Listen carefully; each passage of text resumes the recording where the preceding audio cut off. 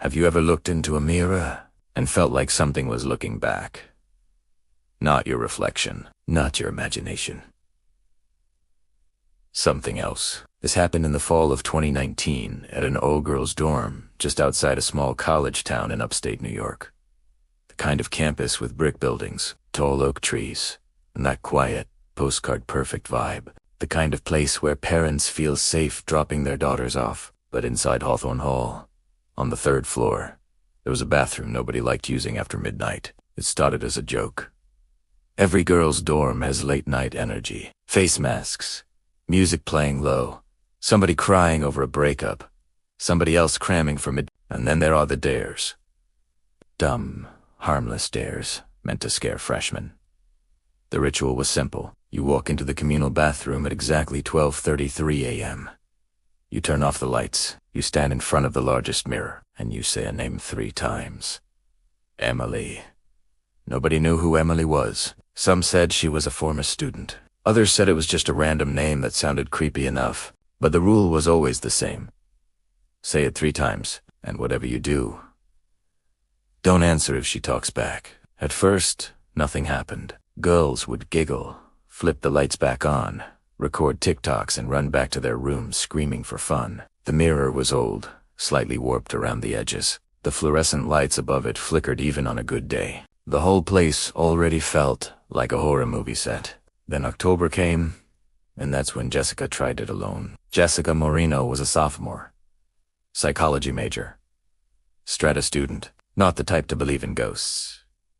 Her roommate later said Jessica did it just to prove how stupid the whole thing was. Security footage shows her entering the 3rd floor bathroom at 12:32 a.m. She's wearing gray sweatpants, an oversized hoodie, hair in a messy bun. She looks relaxed, confident. At 12:47 a.m., the hallway camera catches something strange. The bathroom lights flicker twice, then go out. They stay out for exactly 46 seconds. When they come back on, Jessica never walks out. At 1:15 a.m., her roommate texts her. No response. By 2 a.m., campus security is knocking on the bathroom door. It's empty. Every stall is open. Every sink is dry. Windows locked from the inside, no seconexi. No ceiling panels disturbed. Her phone is found on the counter in front of the mirror. Still recording. Campus police reviewed the footage. The first 20 seconds are normal. Jessica is laughing quietly. Emily, she says once. Nothing. Emily, she says again, mockingly dramatic. Still nothing. On the 3rd time, her voice shifts.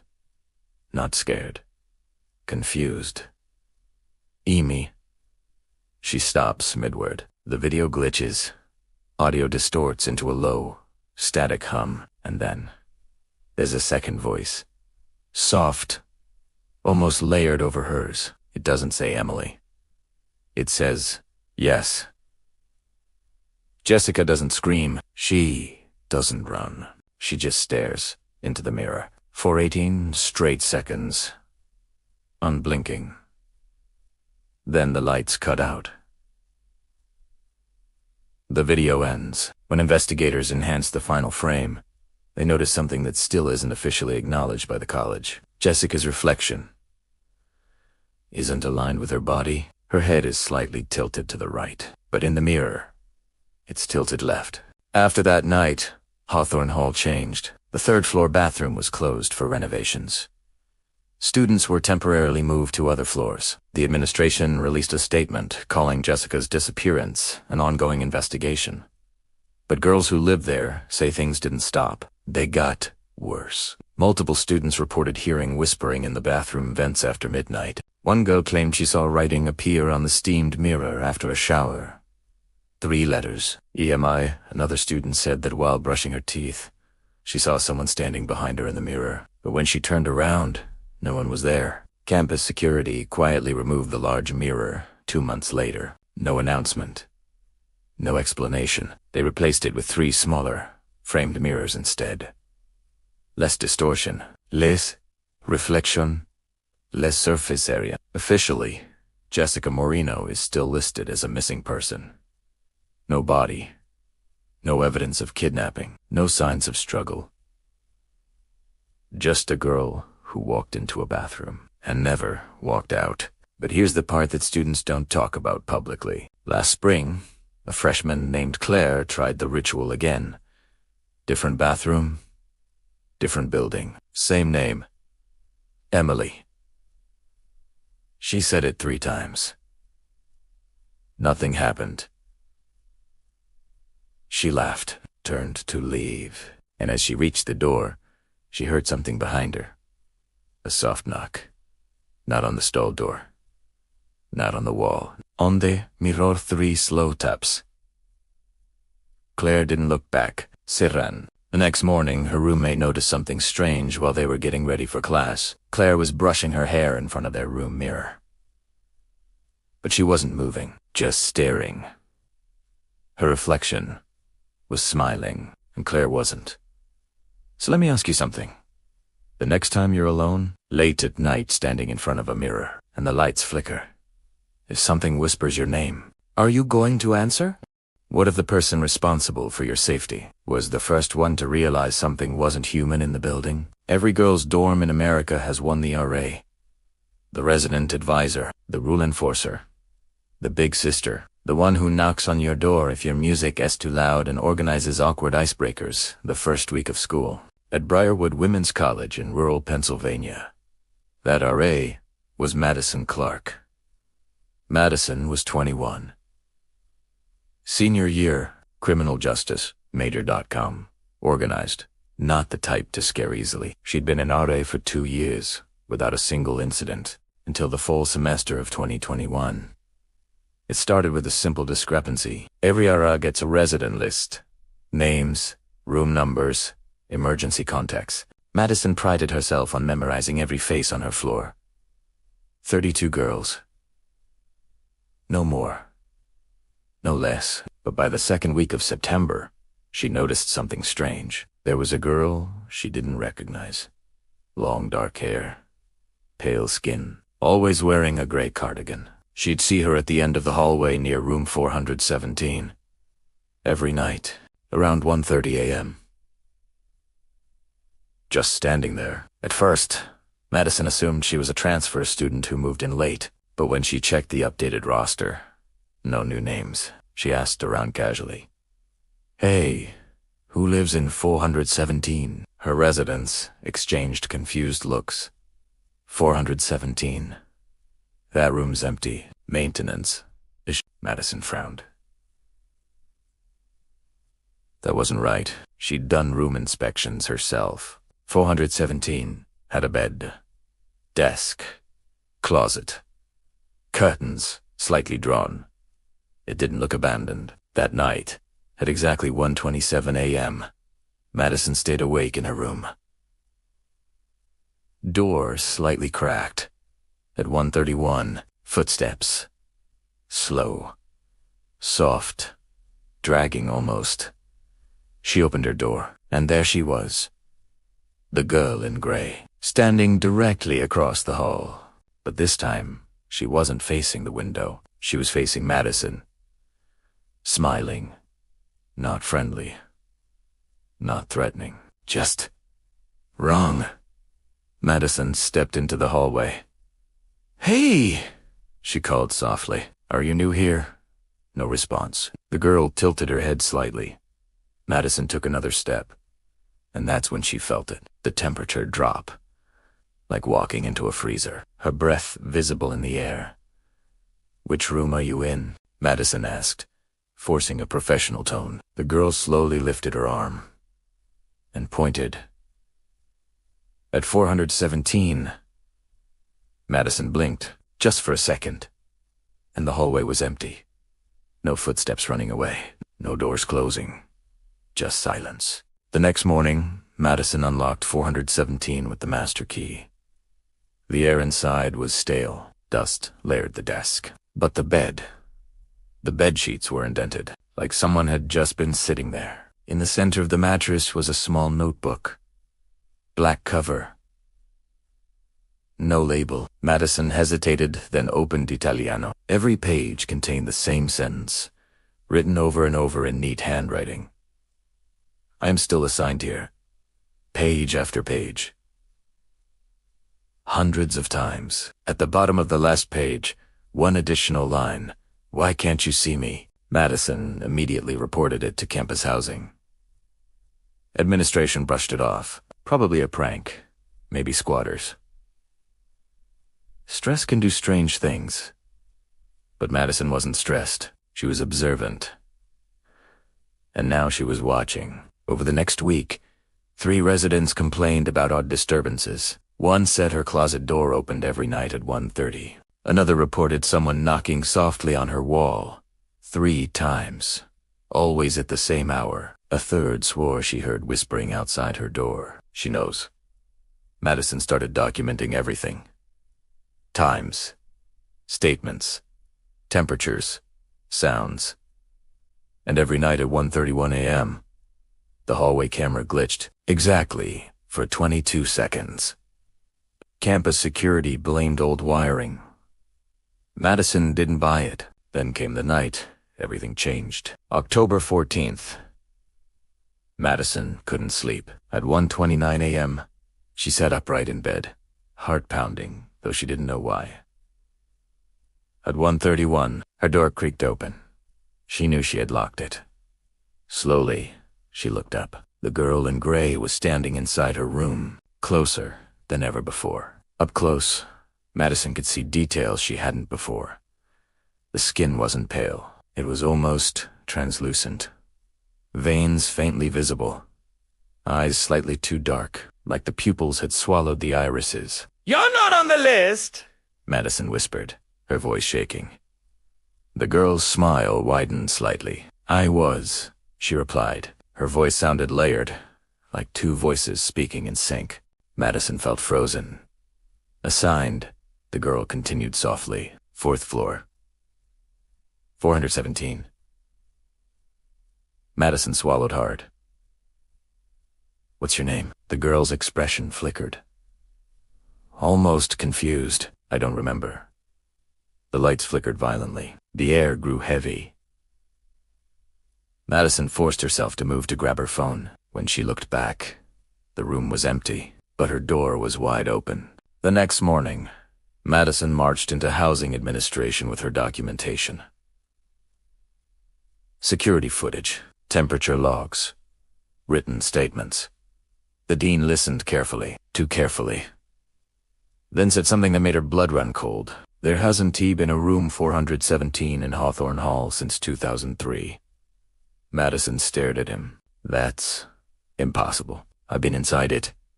The dean's face went pale. "That room was sealed after an incident. In 2003, a freshman assigned to 417 reportedly suffered a severe psychological break. She claimed another version of herself was living in her mirror. 2 weeks later, she vanished. No sign of forced exit. No body found."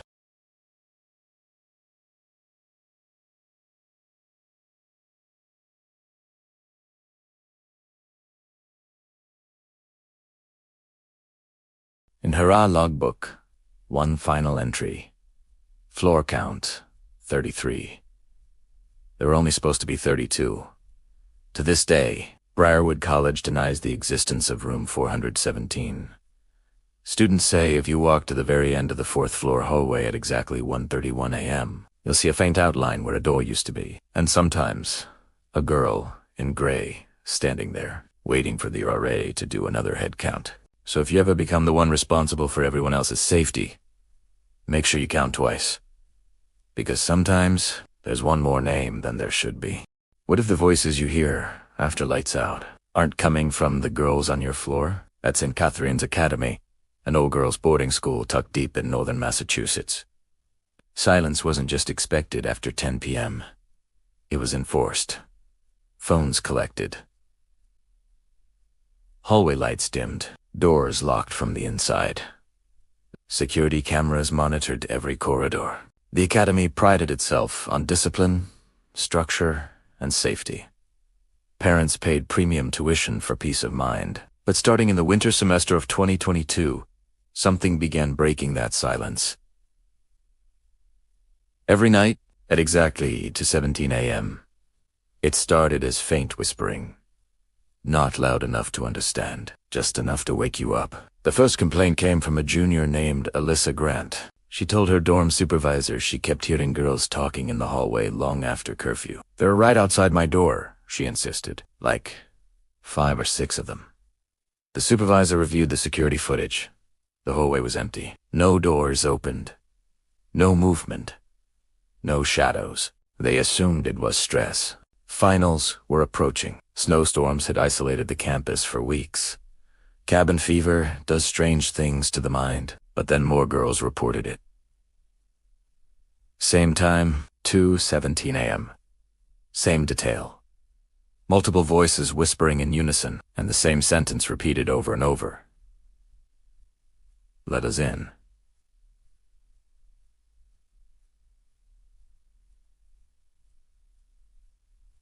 Let us in. The school administration held a meeting. They warned students about pranks, threatened disciplinary action, installed additional cameras on the second-floor hallway where most reports originated. It didn't stop.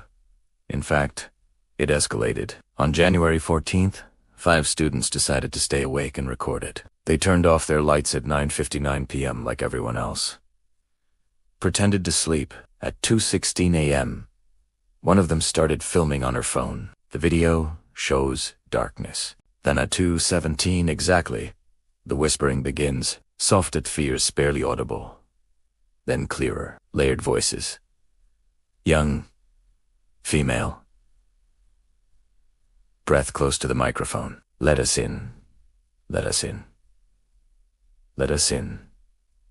The girls in the room start crying quietly. One of them whispers, "They're right outside."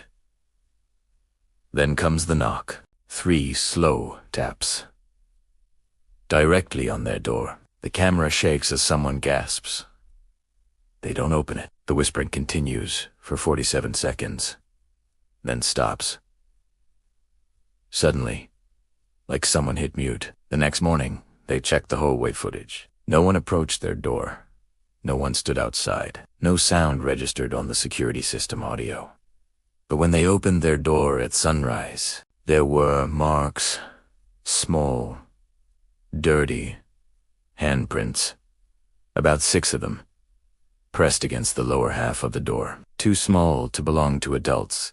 The academy closed the hallway for maintenance that afternoon, but rumors spread fast. Students started digging into the school's history, and they found something the administration never mentioned. In 1968, before renovations, that exact wing of the dormitory had suffered a fire. It started at 2:13 a.m. Official reports claimed an electrical malfunction. 6 students were trapped at the far end of the hallway.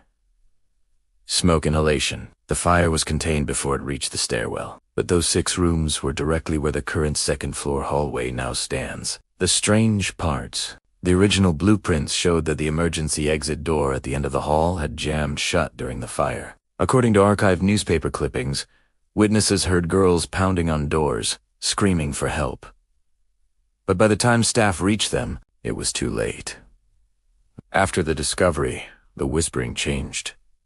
It wasn't just "let us in" anymore. Students reported hearing coughing, weak, no keen, and once a single voice saying, "It's locked." On February 2nd, a sophomore named Megan Doyle broke the unspoken rule. When the whispering started at 2:17, she walked to her door. Her roommate begged her not to, but Megan grabbed the handle. The knocking came again. 3 taps. Closer this time, almost urgent. "Let us in," the voices pleaded. Megan whispered back. The door's unlocked. And she opened it. The hallway was empty, but freezing, colder than the rest of the building. Her breath visible in front of her face, lights flickering overhead. She stepped out slowly. "Hello?" No answer, just silence. Then, from the far end of the hall, 6 dark shapes standing side by side. Too tall to be children, too thin to be normal. Heads tilted at unnatural angles. Megan couldn't move. One of the shapes lifted its arm, pointed behind her. Megan slowly turned. Her room door was closed, her roommate screaming from inside. The handle rattling violently, as if something was trying to get in. Megan ran back, grabbed the handle. It wouldn't open. From inside, her roommate was sobbing, yelling. "They're in here!" The hallway lights burst out simultaneously. Total darkness. Security footage later showed Megan standing alone in the hallway at 2:19 a.m., frozen, staring at her own door. No shadows, no other figures. After 30 seconds, the door suddenly opened. She stumbled inside. Her roommate was unconscious on the floor, no injuries, just cold, ice cold skin. The academy shut down the entire dorm wing the next day. Official statement. Structural concerns. Unofficially, parents began withdrawing their daughters. But here's what makes it worse. The whispering didn't stop. It just moved. Now, former students say if you set an alarm for 2:17 a.m. anywhere, dorm, apartment, hotel, and you wake up exactly at that minute, you might hear it. Faint, distant. Like it's coming from the other side of a door. Let us in. And if you're ever tempted to answer, remember what happened the last time someone opened it.